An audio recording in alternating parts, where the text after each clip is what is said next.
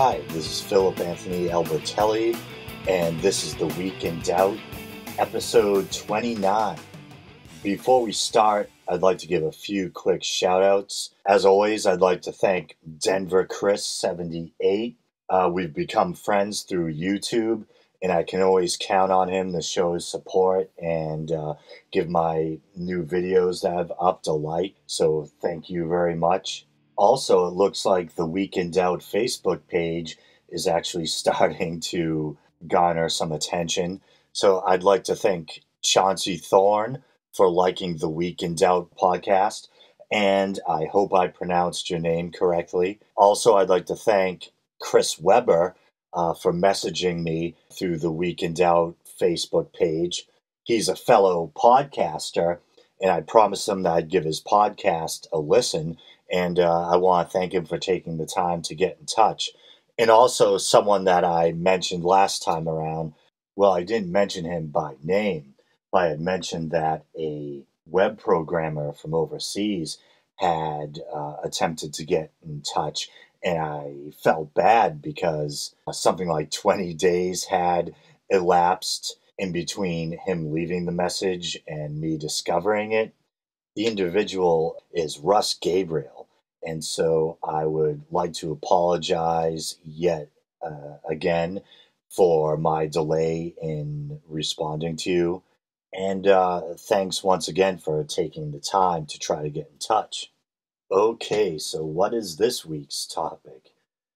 Well, I actually was going to devote the show to the topic of the destruction of the temple back in 70 AD and whether or not Jesus' prophecies referring to the destruction of the temple were true prophecies that came before the fact, or if they were something created by the gospel writers after the temple's destruction. Kind of a prophecy in retrospect, I guess. But anyway, I think I'm going to hold off on that because we're in the midst of a big religious news story. Unless you've been living in a cave, then you've probably heard something about the attacks on U.S. embassies taking place in the Muslim world and the kind of sketchy movie that is supposedly, at least in part, responsible for drawing the ire of those attacking the embassies. The movie itself is unbelievably amateurish and absurd, but it's proving to have grave consequences. So far, there's 4 Americans dead, among them a U.S. ambassador, as well as 2 Navy SEALs. One of the attacks was on the embassy in Cairo, and another was an attack on the consulate in Benghazi, Libya. And I believe it was that one that resulted in the death of Ambassador Christopher Stevens. It should be said in fairness to the makers of this dubious movie that supposedly there were already Al-Qaeda attacks that were being planned before the whole hubbub about the movie broke out. So it may have been the case that Al-Qaeda was kind of using the uproar about the movie as an excuse to initiate an attack that they had already been planning. And as I look at the reports, they're calling the group a quote-unquote pro-Al-Qaeda group. What's the difference between a pro-Al-Qaeda group and Al-Qaeda? I'm not sure. I'll let you decide. I won't split hairs right now. So as you can probably guess, when I heard that there was this controversial movie that caused such an uproar overseas, what's the first thing I did? Well, I went to YouTube to watch the movie, of course. And to my surprise, or maybe not, I found that despite the fact that there's no nudity or any real swearing in the movie that I could discern, it was restricted and kind of flagged as being controversial. So you had to kind of give your consent before you could watch the movie.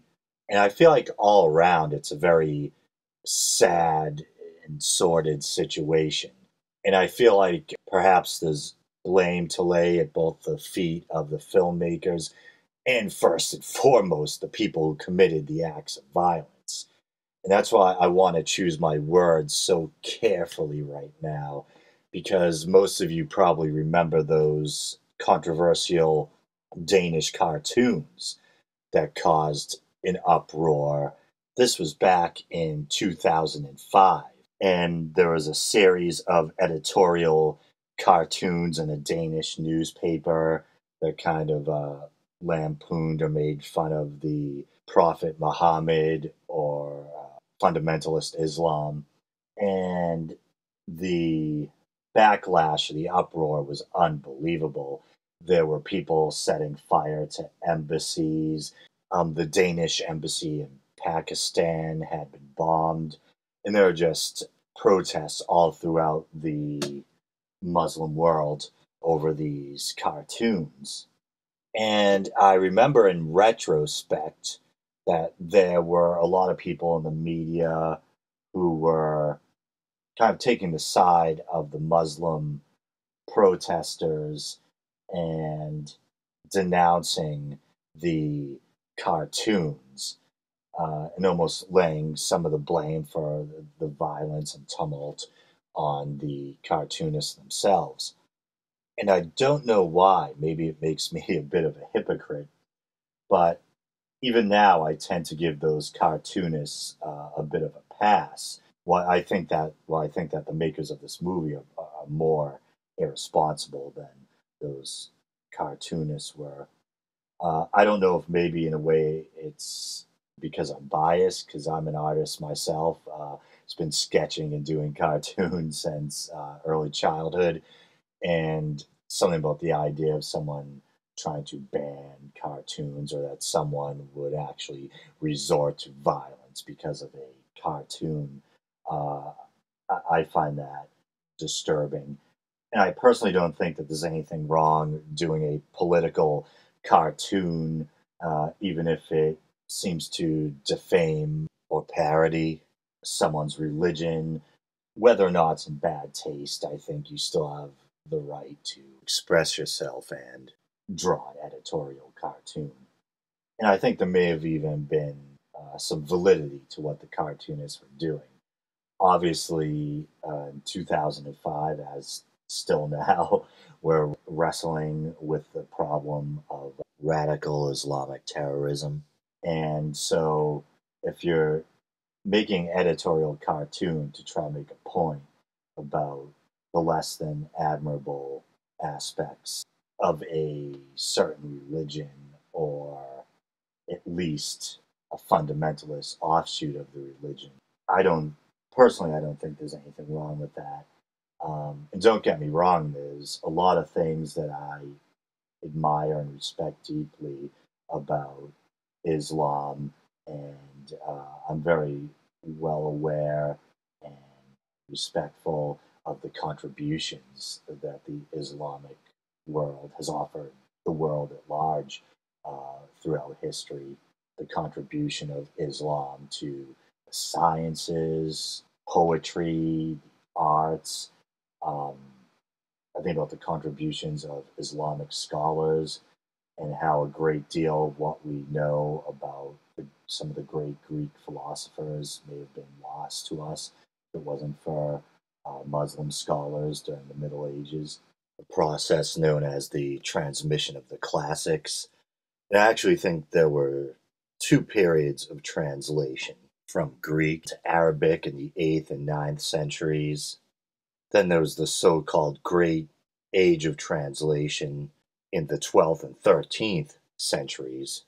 I'll try to rein myself in before I go off on a history tangent. But all that being said, um, all the admirable and shining aspects of Islam throughout the ages doesn't change the fact that in our modern world we do have a problem with Islamic fundamentalism and the terrorism that's sometimes associated with it.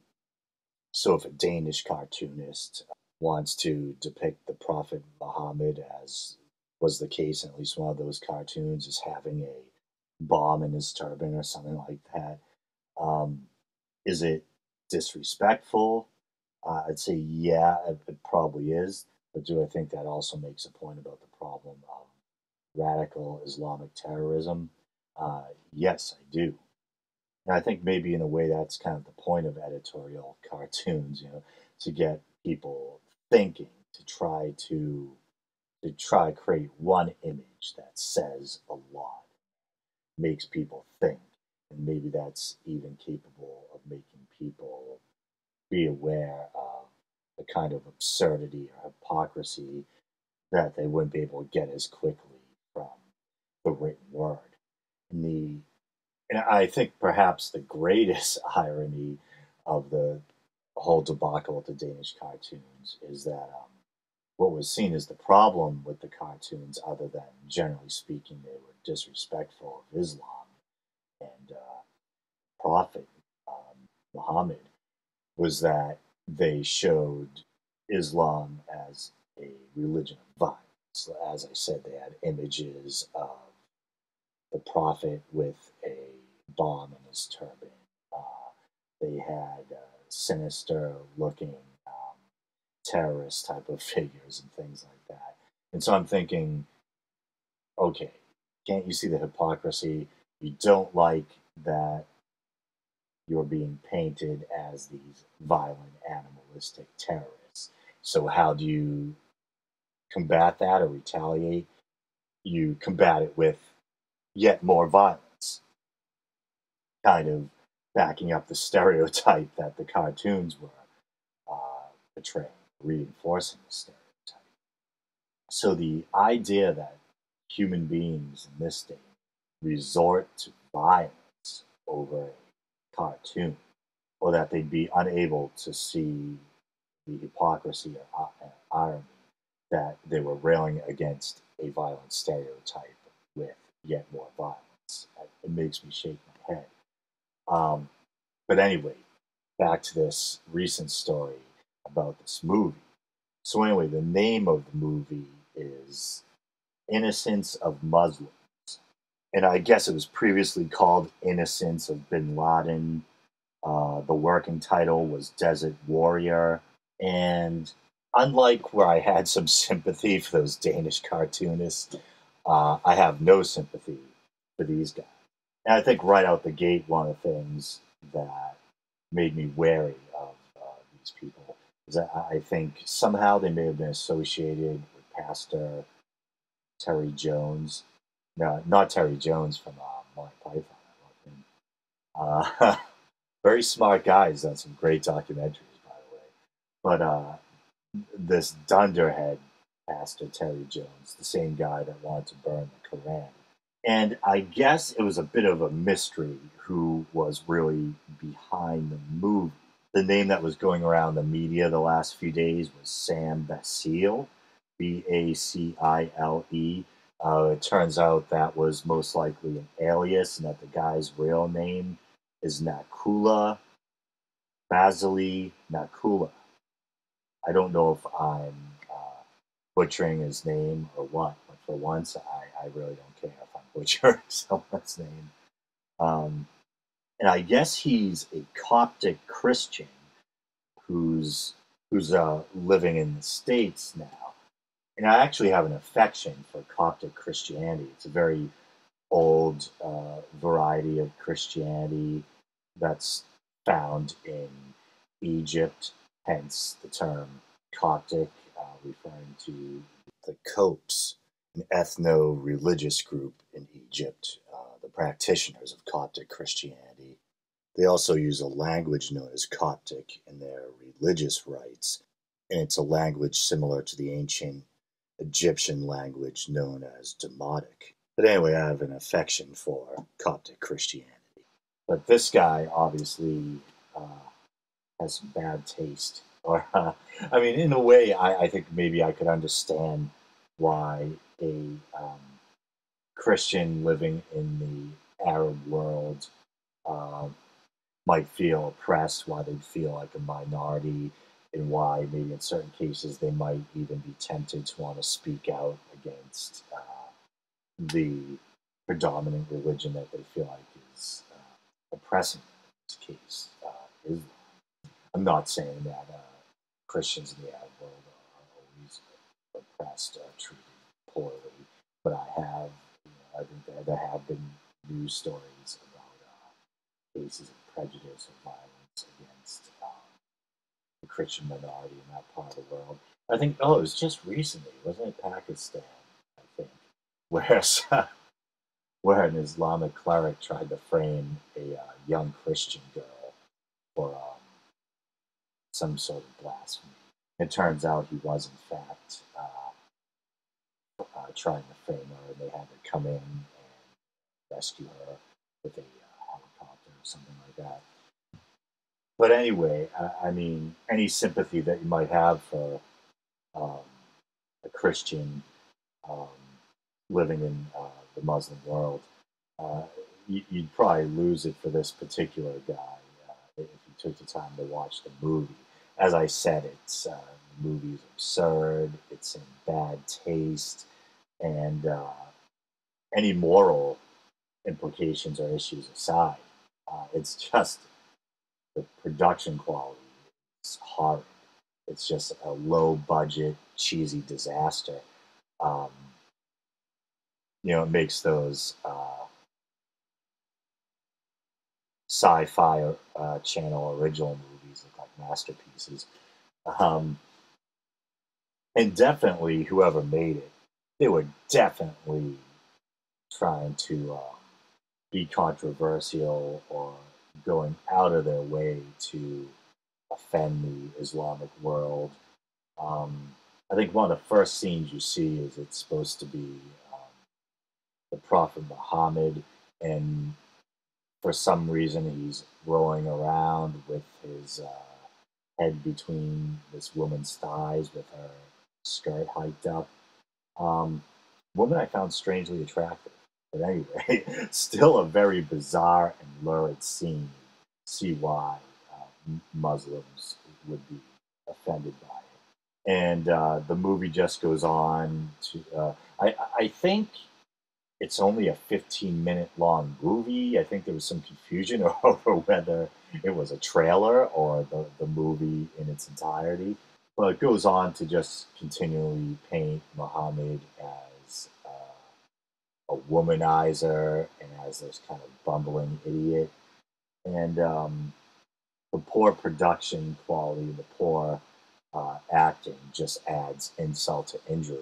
And I know recently some of the stars came forward and kind of tried to claim in the media that they weren't aware that it was an anti-Muslim film. They just thought it was some generic film about a desert warrior, and they claimed that the controversial dialogue had been dubbed in later by other people. Um, and there are a couple of cases where it's clearly, the dialogue is clearly overdubbed. But there also seem to be a few instances when the actors speaking with their own voices say some controversial, derogatory things about Islam. So, as I said before, I want to be careful about passing judgment because I don't want to be on the wrong side of history. In the case with those Danish cartoons, as I said, there were people who, in the media, who it seemed were more concerned with denouncing the cartoons than with denouncing the violence that was supposedly caused by uh, the cartoons, or that was a response to the cartoons. Um, and I can see why people are concerned about trying to protect people's feelings and about trying to preserve the dignity of a religious group. But that being said, we also want to make sure that we're not coddling terrorists and extremists. You know what I'm saying? And we want to be intellectually honest with ourselves. Are we denouncing the cartoons because we really think it was morally wrong to create them? or are we denouncing the cartoons because we're afraid of the repercussions and we're afraid of being victims of terrorism? And me personally, although I think, as I was saying earlier, there are some legitimate moral arguments to make against insulting a person's religion. I honestly think there's probably more of the latter. There's probably more people are afraid of, rightfully so, of being victims of acts of terrorism. And that's why I think we need to be careful now when examining this movie. I think the movie is awful in more ways than one. Um, I do think, even though, like I said, maybe it makes me a hypocrite, I was just defending the cartoons, but it does. This movie does give me a sick feeling in my stomach, like it's going out of its way to be derogatory towards Islam as a whole. And as I said before, there's a lot of things I admire about Islam, even though obviously, if you've been listening to the podcast, you know that I'm agnostic at best, atheist at worst, so I believe that all religions are man-made, but still admirable things or aspects you can find in just about any of the world's great religions or various forms of spirituality, various types of belief. And the fact that I think that the Pastor Terry Jones is either a incredibly misled and foolish individual, or he's an incredibly hateful individual, maybe some mixture. And the fact that he's in any way associated with this just garners my disdain that much more. And also the fact that, there's some hypocrisy. The people behind this are Christian. And so you have one group trying to you have one religious group trying to mock the religious beliefs of another group, when you could probably just as easily flip the tables around. As I said, all religions are man-made. They all contain some pretty outlandish ideas. Well, I think it just adds to hypocrisy that there's probably some of that thinking that the Christians making the film are, yeah, our take on God is the right one, our book's the real one, but these Muslims. And so you have these supposedly pious religious people going out of their way to mock and degrade another faith.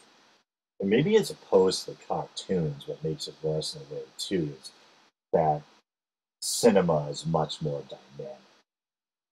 Here, maybe in a sense, it's easier to inflame the passions because you have real flesh and blood actors lampooning a religion, lampooning a prophet. With all that being said, I think I've denounced the movie itself plenty. But I want to remind people once again, obviously, the lion's share of the blame has to go to the people who committed the violence. For the people who made the movie stupid, should should they have been able to foresee that there might be violent repercussions? I would say yes on both counts. And I think in a way it was kind of ignorant and selfish of them to make something like this that they should have been able to tell could have such a violent backlash. That being said, should people be banned from making such movies? No, I don't think so. Um, do these people have any blame, the movie makers, for the blood that's been spilled? At least in part, supposedly because of this movie. I think in a way they do, to some degree. To some degree, they chose to make an inflammatory work of art. Now I'll put the word art in quotes. And I think when you do something like that, you have to take responsibility for possible repercussions. But that being said, we have to make sure we don't coddle violent criminals and terrorists. Um, I'm not saying all the protesters were terrorists, that all the protesters intended physical harm, but those embassies were stormed, at least 4 Americans dead now, and that doesn't make a lot of sense to me. Even if a movie was made in America, that means all of America or the American government is responsible for that one small group of jackasses that made an asinine movie. Why not direct your anger at the people who made the movie instead of innocent representatives of that country's government. That would be like if someone in Egypt decided they didn't like my podcast. And so, I rail against all of Egypt to try to storm an embassy. But, um, it doesn't make sense on so many different levels. It doesn't make sense to resort to violence because you found a piece of art insulting, and it doesn't make sense to take try to take revenge on an entire nation or governmental representatives for what a few individuals did in that country. Uh, I don't get that. The whole thing leaves me shaking my head. It looks like we have some jackasses over here, the people that made the movie. That makes you want to shake your head. And that overseas people would resort to violence and literally take human life because of the movie. That makes me shake my head even more. To me, if you feel like you've been robbed of dignity to some degree because someone has insulted your religion, belief system, you're not going to get that dignity back by resorting to violence or murder. What's going to get your dignity back is by trying to embrace what's best in your religion, your faith, your history. Like I was pointing to examples of all the great things that Islamic culture has offered the world through the centuries. When the Islamic culture was at its height, the greatness of the architecture, um, the accomplishments of the scholars, the contributions to the sciences. I mean, why not try to reach those heights again? Why not try to embrace what's best in your religion instead of resorting to the most base and animal-like behavior? Um, I don't know. I think that's pretty much my take on that story. And I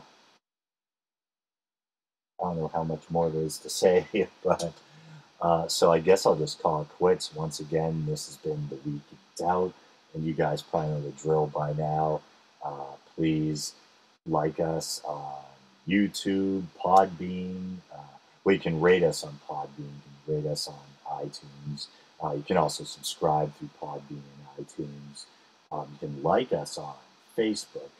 Um, and if you want to get in touch with me, probably the easiest way is to try to contact me through Week in Doubt Facebook. But that will do it, and thank you very much for listening.